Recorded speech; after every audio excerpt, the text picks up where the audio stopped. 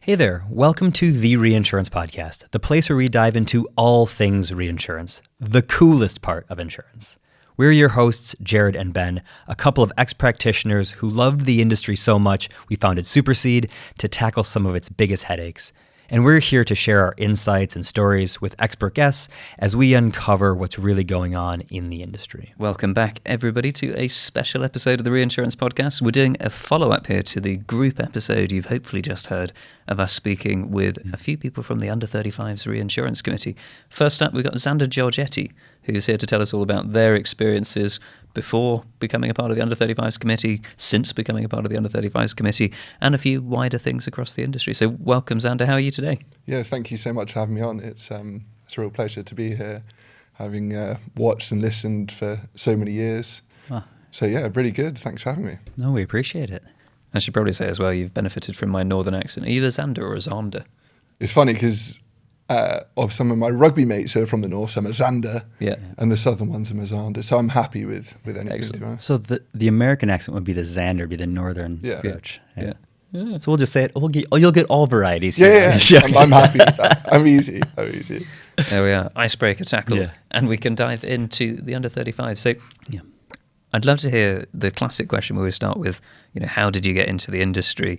But if you can overlay a bit of that with what role the Under 35s played during that would be brilliant, because I know you had a slightly unconventional route in to the reinsurance part of the world. So I'd love to dive into that to start off with. So I was looking to do my chartered accountancy after university, and I was looking at, as people do, the big four grad schemes at audit firms, and a friend of mine worked in the insurance industry, and he was like, I think we've got a finance team, and I think that, they'd probably be keen to have like someone on. I was like, okay, do you know what they do or anything? He was like, yeah, I think they kind of like pay salaries, expenses, and like obviously when we have claims, they've got to pay claims. I was like, okay, I'll check it out. And 6 rounds of interviews and different things later on, and I managed to obtain a position on the grad scheme as a finance grad. And it was awesome because it was a rotational grad scheme. So it was very much based in the finance department, but I got to do secondments in underwriting, claims, actuarial, marketing, things like this. And the main aim of the grad scheme was, by the end of it, they want you to understand from, the start to the end, how the company operates. And I always knew at that point, I was like, I'm really happy to work through and do my chartered accountancy, and I was very fortunate I worked in a more middle office, more of like what they call it, financial performance analysis, FP&A, like financial strategy stuff. So you work really closely with the business, you get to understand that a little bit more. But I always knew there was that like itch, and I said to myself internally, I was like, in 5 years' time, I won't be an accountant, and I'll kind of transition over. So COVID then hit, and you take away the enjoyment of coming into the city, seeing people, working with people, and I was like, okay, well, perhaps this is the time. And this is where the Under 35s kind of came through, because whilst being at my company, I would attend some of the Under 35s events, whether that be talks in the library or the Christmas party and things like that. And that helped kind of build out that network of people that I knew.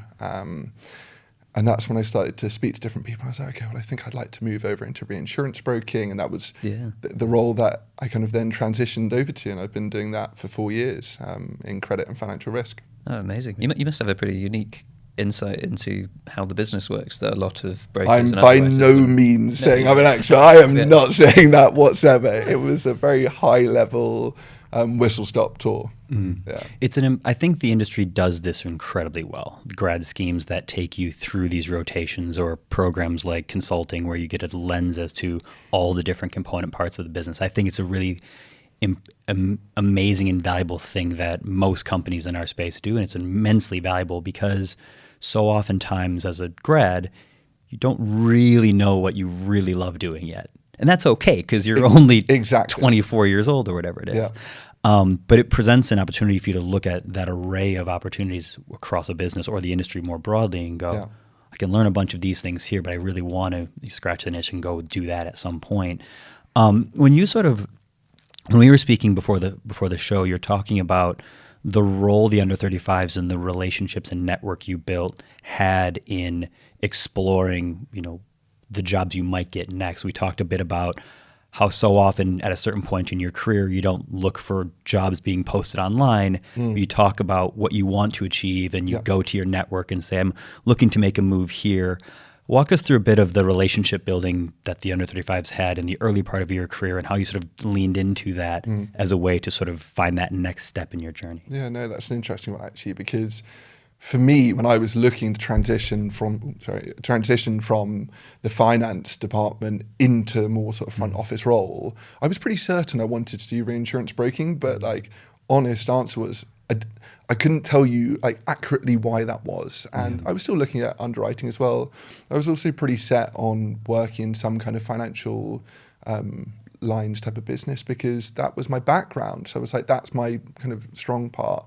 But through the under 35s, I'd met people who were in a whole array of different product lines. And that was kind of the first step that I did. I was like, you're a reinsurance broker in marine, you're a reinsurance broker in aviation, you're an underwriter in property. Just be honest with me.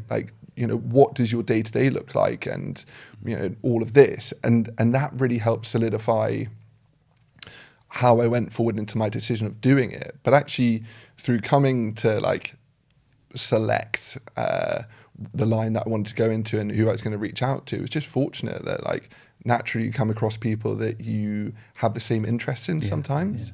And it's really funny because when you build relationships with people, you never know when it starts, right? You don't know that first time that this is actually going to turn into something which is now going to run for many years. The first time Ben and I met, It's it was reinsurance cycle, right? Exactly. Isn't it? Yeah, long ago. And you don't know who the person is, you don't know their background necessarily. It's an organic meet, and you just go oh, they're quite nice. And you see them at another under 35s event, and you're oh, hey, how you doing? Yeah, you go oh, yeah, their name, that was Ben. Oh, yeah. And you just build that relationship a little bit more and a little bit more, and then it just kind of happens sometimes. So when you're looking at it, you just go, yeah, it's a nice fit. That is really exciting to hear. And also, I completely share the same view from my own experience, getting drawn into that reinsurance crowd. I loved how you said, early on you were able to start exploring what not just what reinsurance was versus insurance roles, but what flavor of reinsurance you wanted based on all the different kind of lines of business within reinsurance. Do you remember, it might be a long time ago now, when you first sort of found out that reinsurance was a thing and how that happened? Because clearly the under 35s star shines very brightly and that helps people discover it. But do you remember when you were first reinsurance? What's that? Yeah, I mean, I don't want to use the classic tagline that everyone uses, how do you get into insurance? Reinsurance, I literally fell into it. It was through someone. And I remember a friend of mine was doing an internship whilst we were at uni, and he was like, I'm in reinsurance. I was like, what's reinsurance? He was like, insurance of insurance, basically. And I was like, oh yeah, of course. But to your point of reinsurance, I like the holistic aggregation of things, more of that helicopter view of bringing risks together. And that's one of the main reasons why I love it to bits. And that's quite of a straightforward answer, but it's just interesting in that way. You can touch point a much wider net. And I just think that's really cool. And my background is more financy, mathematical basis. So aggregating risk in that way, I always find it quite interesting. Yeah. When we talked about with the broader group, we looked at sort of the ambitions and the direction of the under 35s and sort of where you want to go in future.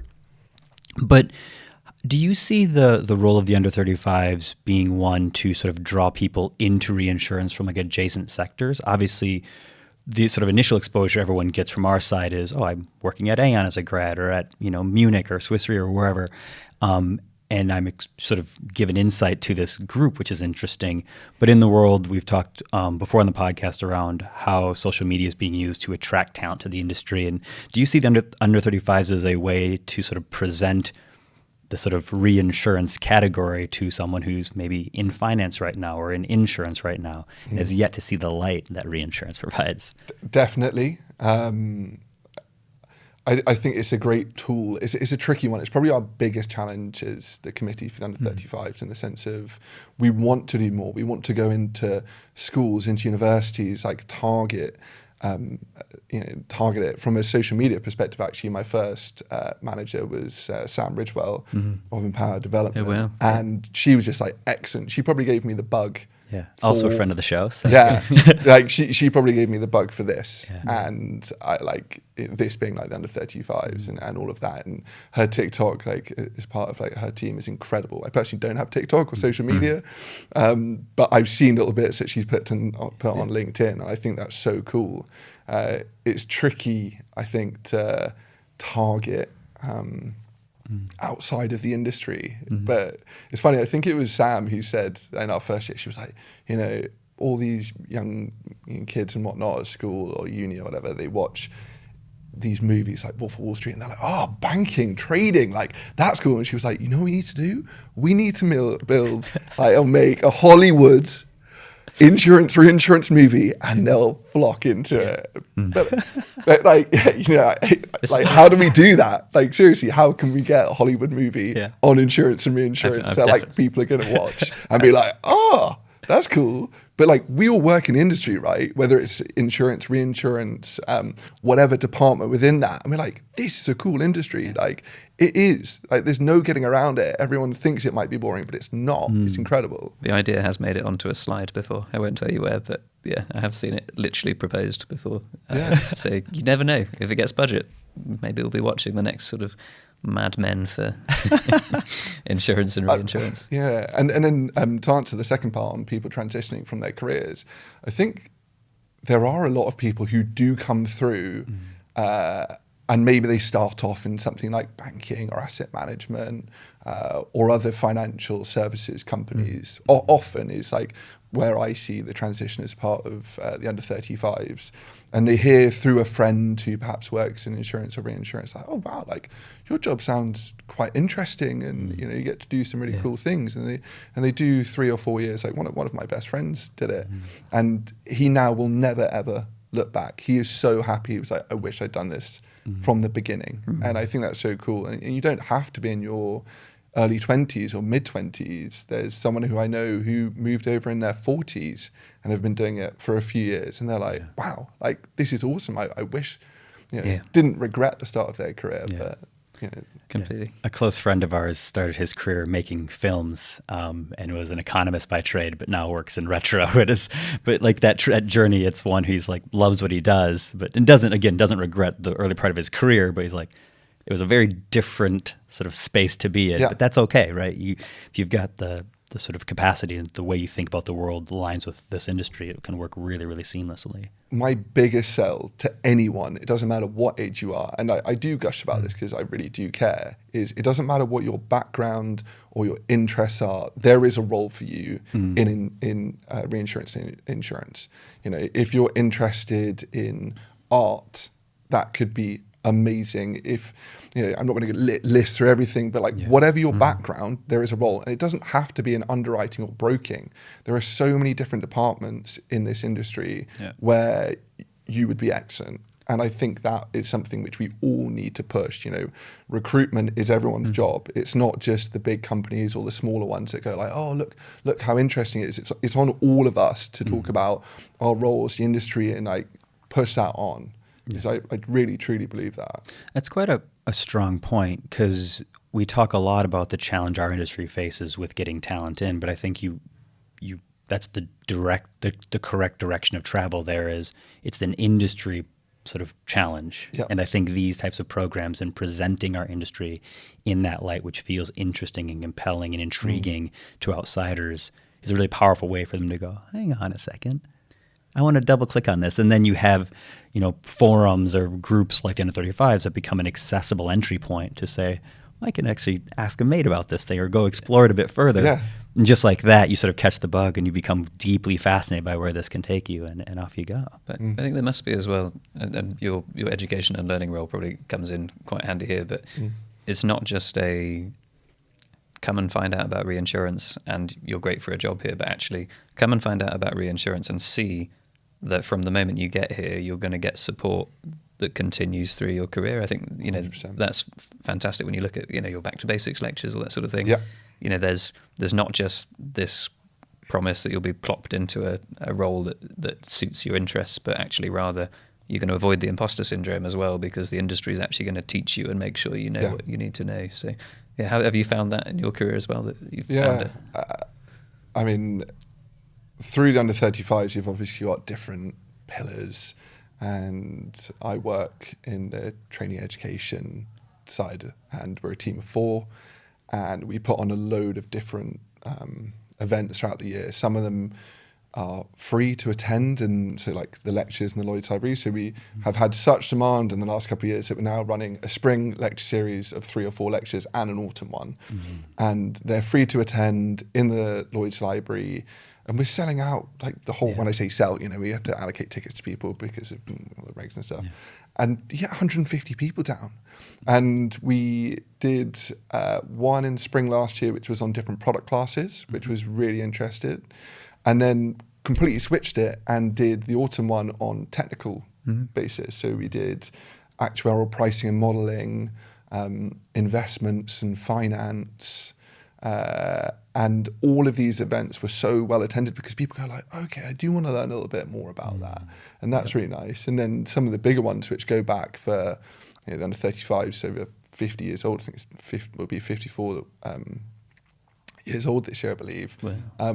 The underwriting seminar, which is an off-site 2-day course, and you on the first day you do technical pricing and you learn about all the different techniques, and then you get put into smaller groups and you get given different case studies and you have to kind of price it yourself. You know, it's like actually tough. Yeah. It's like, I think some people go like, oh yeah, that'd be relatively straightforward, or they don't want to make us work too hard. It's like, no, this is like a full-on 2 days and people love it. And then the other one, which is we're really, really proud of, we started it in the autumn last year, which was an evolution of the mentor scheme that had been running for the last couple of years, is called the Professional Development Scheme. So it's a 6-month program where we have 20 delegates this year who are 1 to 2 years into their careers. And you get paired up with a mentor based on things that you kind of like to know. And then every month, 6 weeks, we've got different soft skills training courses. So whether that's one on negotiating, one on presentation skills, one on networking and etiquette.